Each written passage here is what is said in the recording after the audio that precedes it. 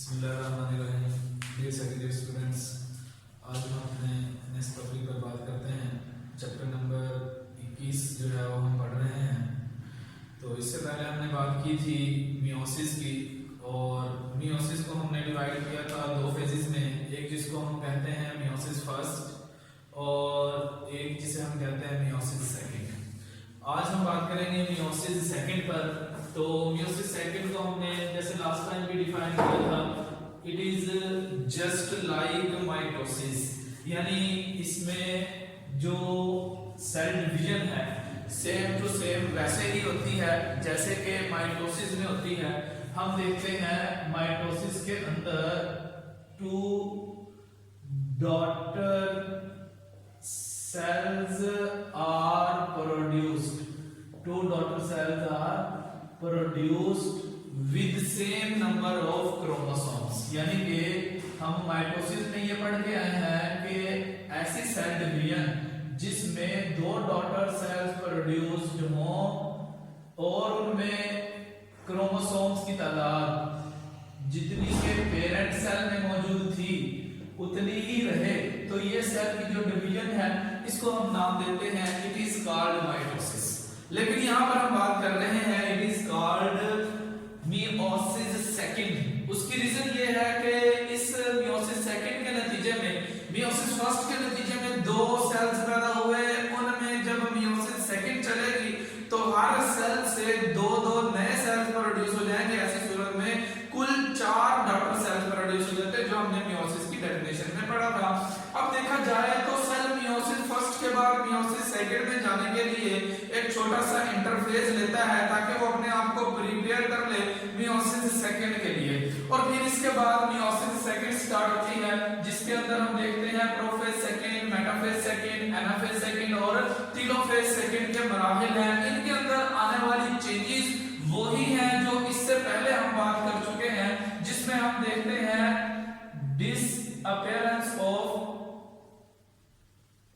disappearance of nuclear envelope plus nucleoli, यानी हम देखेंगे न्यूक्लियोलाई डिसअपेयर हो जाता है और उसके साथ साथ न्यूक्लियर इनवेलप भी गायब हो जाता है।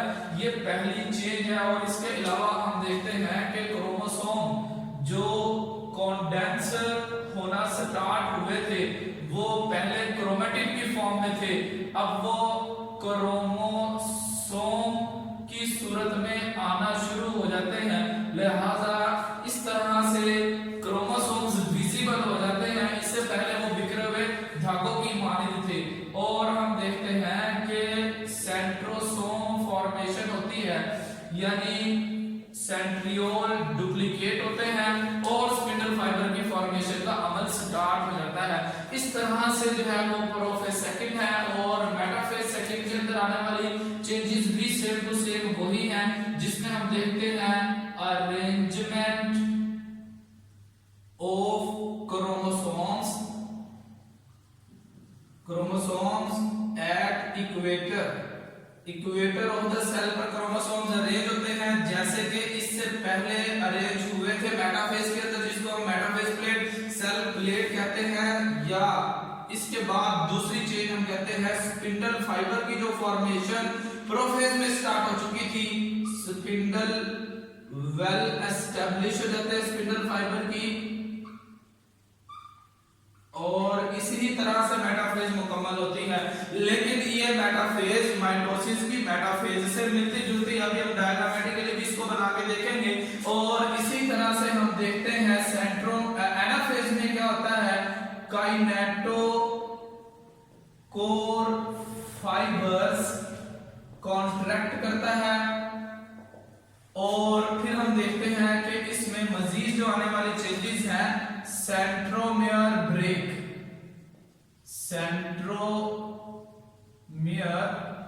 ब्रेक होता है, जिस तरह से माइटोसिस में हुआ था, क्योंकि हर क्रोमोसोम दोनों साइडों से जो है वो अटैच है काइनेटोकोर फाइबर के साथ। और इसी तरह से टेलोफेज के अंदर जो है हम देखते हैं कि each sister chromatid starts moving towards, बल्कि हर सिस्टर क्रोमेटिड जो है वो मूव करना शुरू कर देता है। ये एनाफेज की स्टेज है। ईच सिस्टर क्रोमेटिड यानी जो सेंट्रोमेयर से ब्रेक हुए वो तमाम के तमाम क्रोमोसोम जो सिस्टर क्रोमेटिड्स थे जब वो एक ही सेंट्रोमेयर से अटैच थे वो अपने अपने स्टार्ट मूविंग टूवर्ड्स रिस्पेक्टिव पोल, अपने अपने पोल की तरफ, सेंट्रोसोम की तरफ मूव करना शुरू कर देते हैं। और टेलोफेज जो कि हम कहते हैं ये तो ऑपोजिट होता है प्रोफेज का। जो चेंजेस प्रोफेज में आई उसका ऑपोजिट हो जाता है। यानी इसके अंदर हम देखते हैं न्यूक्लियर इनवेल्व जो था री एस्टैब्लिश,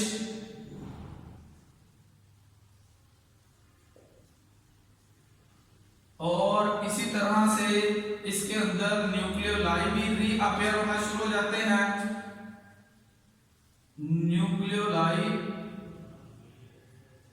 रीअपेयर, और इसी तरह से फिर हम कहते हैं जो क्रोमोसोम थे, क्रोमोसोम चेंज हो जाते हैं क्रोमैटिन की फॉर्म में, ताकि उसके डीएनए और उसके जीन्स जो है वो सेल के अंदर अपने आप को एक्सप्रेशन के जरिए से, प्रोटीन फॉर्मेशन के जरिए से ग्रोथ वाली मरहले में जा सके। और इसी तरह से हम देखते हैं कि स्पिंडल फाइबर डिसअपियर हो जाते हैं। तो ये सेम टू सेम वही चेंजेस हैं जो प्रोफेज में आई है। अब जरा देखते हैं डायग्रामेटिकली ये सारी चीजें जो है वो कैसे हो रही हैं सेल के अंदर। जैसे सपोज किया फॉर एग्जांपल ये हमारे पास एक पहली फेज है जिसके अंदर हम देख रहे हैं कि ये न्यूक्लियर इनवेल्व जो है ये डिसअपियर होना शुरू हो रहा है। और उसके साथ साथ जैसे हमने यहाँ पर कहा कि disappearance of the nuclear envelope and nucleoli, और सेल के सेंटर में एक पॉइंट पर जहां पर न्यूक्लियोलाई था वो भी डिसअपियर हो जाता है। और उसके साथ साथ ये सेंट्रियोल का एक पेयर है, ये सेंट्रियोल का पेयर डुप्लीकेट होने के बाद सेंट्रोसोम बनाना शुरू कर देता है। यानी इसमें से स्पिंडल फाइबर की इमर्जेंस होना शुरू हो जाती है। इसको हम कहते हैं ये सेंट्रोसोम फॉर्मेशन हो रही है। और एक सेंट्रियोल का पेयर सेल के एक कॉर्नर पर, दूसरा सेल के दूसरे एंड पर पहुंच जाएगा, बाइपोलैरिटी क्रिएट करता है। लिहाजा हम इसको कहते हैं ये है प्रोफेज सेकंड, मियोसिस की सेकंड की ये प्रोफेज है। और क्रोमोसोम जो कि हम इससे पहले डिवाइड कर चुके हैं कि ये क्रोमोसोम जो थे ये हाफ रह गए, क्योंकि हमने मियोसिस के शुरू में देखा था कि मियोसिस फर्स्ट में कि ये नॉन सिस्टर क्रोमेटिड्स के दरमियान में एक्सचेंज हो गया था सेगमेंट्स का। और फिर इसके बाद हमने देखा था कि ये क्रोमोसोम्स अपने होमोलोगस पेयर्स से अलग हो चुके थे। यानी इसका एक पार्टनर होमोलॉग एक दूसरे सेल में है जो बिल्कुल इसी तरह से मियोसिस सेकंड से डिवाइड करके दो सेल और पैदा करेगा। और ये दूसरा एक पार्टनर होमोलॉग था जो कि मियोसिस फर्स्ट के शुरू में असॉर्ट हो गया था, रिडक्शन डिवीजन से अलग हो गया था। और ये देखें हमने यहाँ पर लेबल कर दिया, ये जाहिर कर रहा है क्रॉसिंग ओवर को। तो इस तरह से प्रोफेज का मरहला मुकम्मल हुआ। अब इसके बाद नेक्स्ट स्टेज पर हम कहते हैं ये है मेटाफेज। तो अब इस मेटाफेज के अंदर देखें, मेटाफेज प्लेट फॉर्मेशन होती है कि स्पिंडल फाइबर वेल एस्टैब्लिश हो चुके हैं।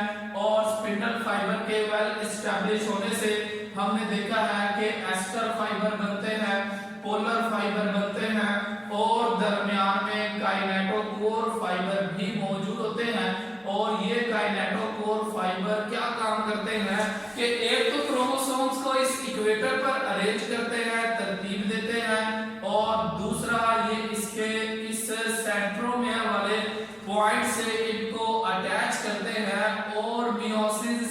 के अंदर जो अटैचमेंट है, जैसे माइटोसिस में हुआ था कि each homologue is attached from the both side. देखिए यहाँ पर दोनों साइडों से ये होमोलॉग अटैच है, जुड़ा हुआ है।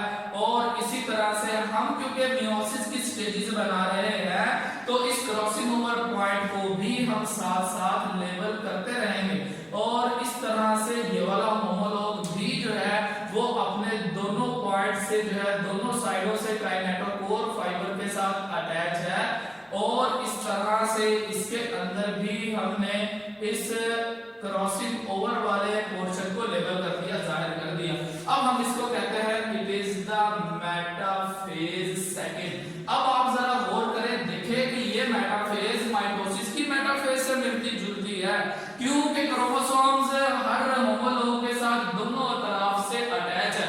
हाँ, फर्क सिर्फ इतना है कि माइटोसिस में क्रोमोसोम की तादाद डबल यानी डिप्लॉयड रहती है, जबकि ये मियोसिस सेकंड है, ये हैप्लॉइड क्रोमोसोम्स की तादाद के साथ चलती है। लेकिन बेसिक स्टेजेस जो है उनका फ्रेमवर्क जहां हम कहते हैं उनमें सेल डिवीजन का या जो क्रोमोसोम्स की अरेंजमेंट और उनकी डिवीजन का पैटर्न एक जैसा है। यही वजह है कि हम इसको कहते हैं meiosis second is just like mitosis. अब इसके बाद एनाफेज के मरहले के अंदर जो है हम ये देखते हैं कि ये क्रोमोसोम इन काइनेटोकोर फाइबर्स की कॉन्ट्रैक्शन की मदद से, इनको हम कहते हैं these are called kinetochore fibre. अब ये काइनेटोकोर फाइबर देखिए कॉन्ट्रैक्ट होंगे और अपने अपने पोल की तरफ इन क्रोमोसोम्स को खींच लेंगे और सेंट्रोमेयर जो है वो ब्रेक हो जाता है। लिहाजा अब देखिए यहाँ पर भी हम कहते हैं कि ये जो क्रोमोसोम्स का क्रॉसिंग ओवर वाला क्रोमैटिड इस तरफ जाए लेफ्ट साइड पर या राइट साइड पर, ये भी रैंडम है, ताकि अगली जनरेशन में जो जीन्स या क्रोमोसोम पहुंचे वो एक मिक्सचर, एक ब्लेंड हो, जिससे जेनेटिक वेरिएशंस पैदा हो जाती हैं। लिहाजा आप देखिए यहाँ पर हमारे पास ये क्रोमोसोम अपने क्रोमैटिड से जुदा हो गया है और हम इसको कहते हैं अब ये दोनों के दोनों अलग अलग क्रोमोसोम कहलाएंगे। अब हम इनको जो है अलग अलग क्रोमोसोम कंसीडर करते हैं।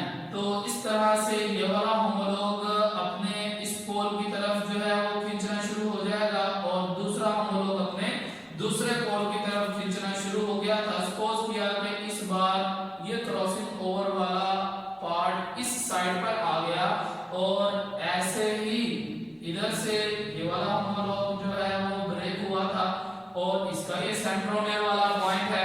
अब लिहाजा इसके अंदर जो है वो हम बना लेते हैं, सपोज किया कि इसमें क्रॉसिंग ओवर वाला पोर्शन इधर आ गया था।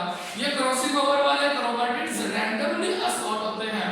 यही तो मियोसिस का एक इंपॉर्टेंट फीचर है कि जिसमें क्रॉस ओवर टाइप के जो क्रोमोसोम्स हैं ये रैंडमली बेतरतीब अंदाज में डॉटर सेल्स में जाते हैं। तमाम के तमाम एक तरफ भी नहीं जाते, क्रॉसिंग ओवर टाइप के और बगैर क्रॉसिंग ओवर टाइप के नॉन क्रॉस ओवर टाइप्स कहते हैं, वो भी तमाम के तमाम एक तरफ नहीं जाते, जा भी सकते हैं, मिक्सचर भी होता है, जिसकी वजह से अगली जनरेशन के अंदर हम देखते हैं वेरिएशंस पैदा होती हैं। लिहाजा अब हमने इसको कहा कि ये एनाफेज है, काइनेटोकोर क्रोमोसोम्स को सेंट्रोमेयर से तोड़कर अपने अपने पोल की तरफ लेके जा रहा है। अगली स्टेज जिसको हम कहते हैं ये तो एग्जैक्ट ऑपोजिट है प्रोफेज का। लिहाजा इसके अंदर हम देखेंगे जैसे ही सेल्स क्रोमोसोम्स अपने अपने पोल की तरफ पहुंच चुके होते हैं, न्यूक्लियर इनवेल दोबारा से बनना शुरू हो गया और न्यूक्लियोलाई इसके अंदर रीअपेयर होना शुरू हो गया।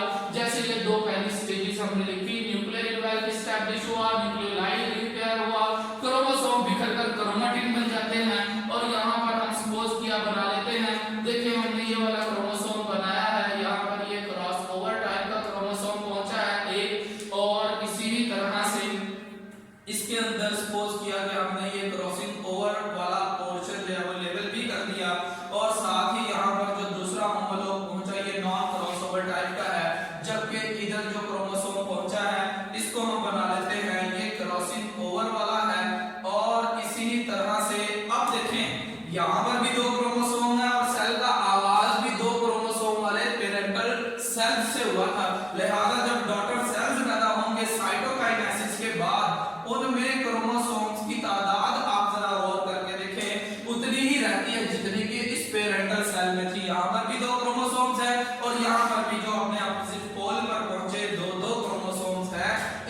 कहते हैं it is the metaphase, sorry it is the anaphase second, क्योंकि क्रोमोसोम एक दूसरे से सेपरेट हो चुके हैं।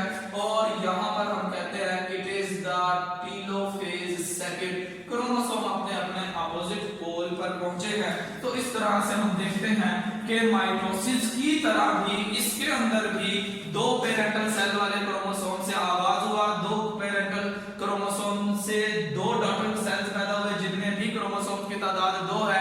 इंसानों के क्रोमोसोम्स की बात करेंगे तो 23 होमोलॉग वाले सेल से मियोसिस सेकंड का आगाज होता है, 23 वाले दो सेल्स पैदा हो जाते हैं। तो इस तरह से हम इसलिए इसको कहते हैं it is just like mitosis. Thank you very much.